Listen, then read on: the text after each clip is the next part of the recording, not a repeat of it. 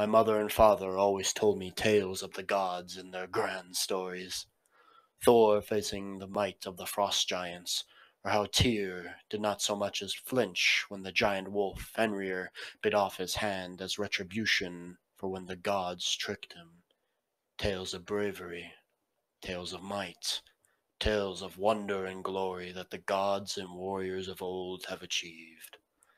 The stories that are meant for the ears of children, for those who have not yet learned the darker secrets that this world has deep in its history. It was only when I grew older, and the hair on my face had only just begun to grow, did my parents tell me the darker tales. "That's good, my son," my father told me as I blocked his attack with my shield. Both my mother and father had been teaching me how to fight ever since I grew strong enough to hold a weapon. "Perhaps one day I'll be better than you, father," I said with confidence and puffed out my chest in an attempt to show my strength. My father chuckled and said, "Perhaps you will, though I hope you don't get as good as your mother, or the gods themselves will have something to fear," he said as he lowered his Damascus sword and wooden shield. "That's enough for now. We should rest for a bit." I nodded and sat with him as we both ate some of the cooked meat we had brought with us, as sweat dripped down my brow. I swallowed the bite I had taken before asking my father, "Could you tell me the tale of Thor and Loki encountering the giant Utgard Loki again?" My father laughed as he said, "Your mother and I must have told you that story 1,000 times by now." "I can't help it. It's one of my favorites, and hearing how Thor is able to lift part of Jormungandr and make the ocean sink with just a few gulps gives me strength." My father laughed again, but the smile soon faded, as if suddenly he thought of a distant memory. "Son, those stories are good for when you're a child, and it's good that they inspire you. However, the ones you know often leave out the darker parts of what we often have to defend ourselves against." I looked at him confused. "Father, I already know about the monsters of this world." "Yes, you do, but you don't know how they truly are. You know of their existence, yes, but you lack the knowledge of just how terrifying an encounter with them can be." He ceased to say any more for a few seconds, as if he seemed to recall a very distant memory. "Father?" I said, as I saw his mind drift. He shook his head slightly, as he snapped back to this world. He then put his arm around my shoulder and finally spoke. "Son, I think it's time I tell you some of the darker parts of this world." I felt his hand tighten, as if he was trying to protect me from something. "You told me many things on that day. You told me why the Juntar are so terrifying, as they have the strength that rivals that of the gods, and if they were ever to kill the gods, humanity would most likely end. Or how if Jormungandr ever let go of his tail, that it would be the beginning of Ragnarok, the end of all things.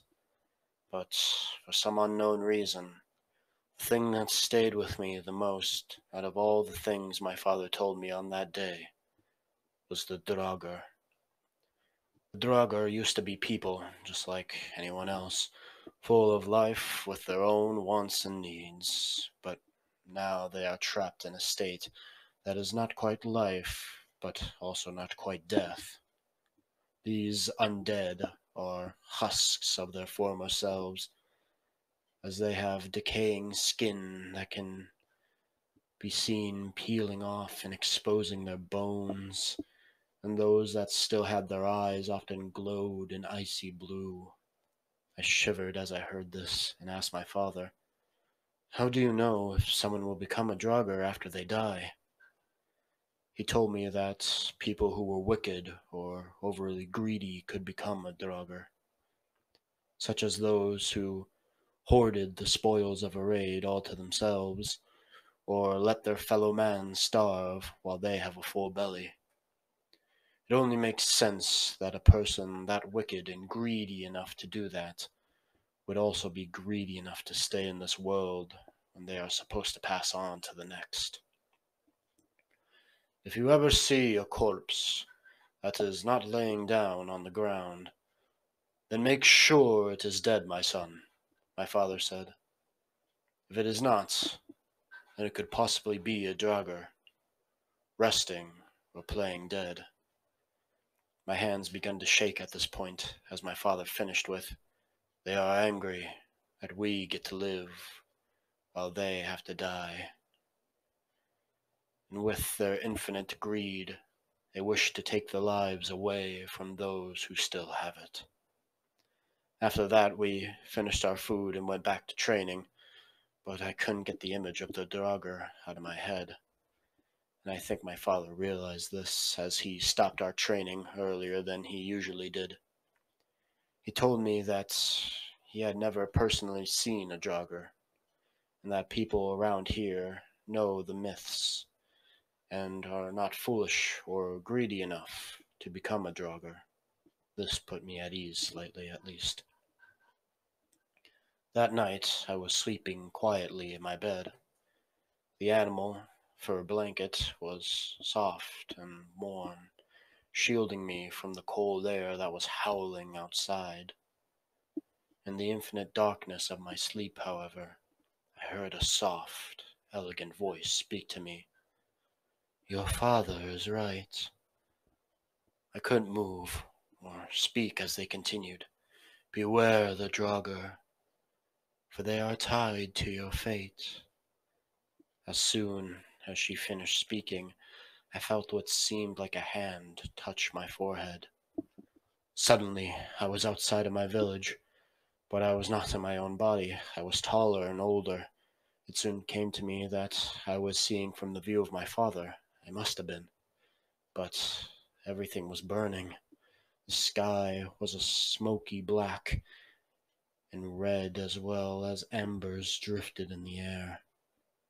I looked around, and that's when I saw them, the draugr, ripping people apart. I saw them fighting back. I saw the people trying to fight back, but they would soon be overwhelmed by the sheer number of them, as they were endless. Limbs were getting torn off, heads smashed, and organs ripped out, as I realized I had no control over my own body.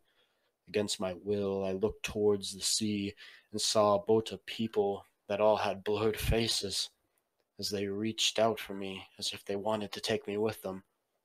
I then yet again turned around, and all I saw in front of me was a pair of those icy blue eyes directly staring into mine.